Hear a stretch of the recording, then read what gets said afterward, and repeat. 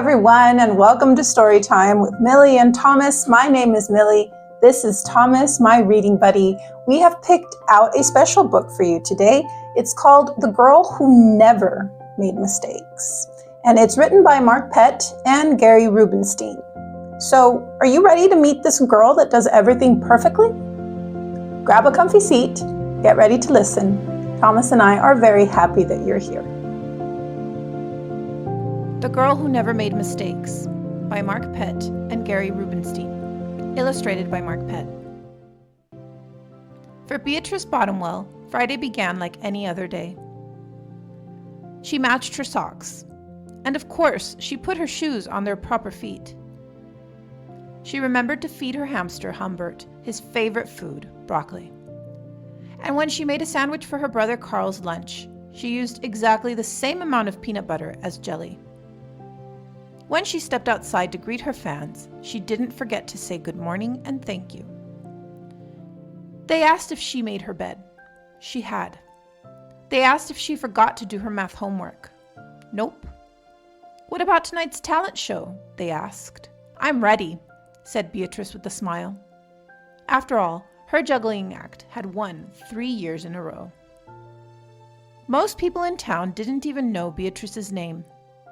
They just called her the girl who never made mistakes, because for as long as anyone could remember, she never did. Unlike Beatrice, Carl made lots of mistakes. He ate his crayons and drew with his green beans.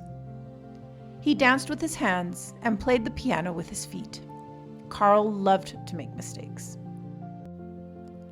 At school, Beatrice was on a cooking team with her two best friends, Mili and Sarah. To make their giant rhubarb muffins, they needed 4 eggs. Beatrice went to the refrigerator and carefully chose the biggest, eggiest eggs she could find. But on the way back, her legs slipped out from under her. The eggs went flying. Beatrice was about to make her first mistake. But she didn't. That was close, thought Beatrice. Sorry, Beatrice. I dropped a piece of rhubarb. Ellie. For the rest of the school day, Beatrice could not stop thinking about her almost mistake. On her way home from school, Beatrice watched Mili and Sarah ice skating in the park. Come join us, said Mili. It's fun, said Sarah. Beatrice watched them slip and slide on the frozen pond. Mili and Sarah laughed as they wobbled on the ice. No thanks, said Beatrice. At supper, Beatrice barely touched her food. Is everything all right, kiddo? Asked her father. I'm worried I'll mess up tonight, said Beatrice, and everyone will be watching. Worry? You don't make mistakes, he said with a smile. Beatrice tried to smile too. After supper, Beatrice got ready for the talent show. First, she woke Humbert from his nap. Next, she got the salt shaker from the kitchen table. Finally, she filled a balloon with water. The school auditorium was packed. Beatrice felt her stomach jumping around inside her. Beatrice waited for her juggling music to begin.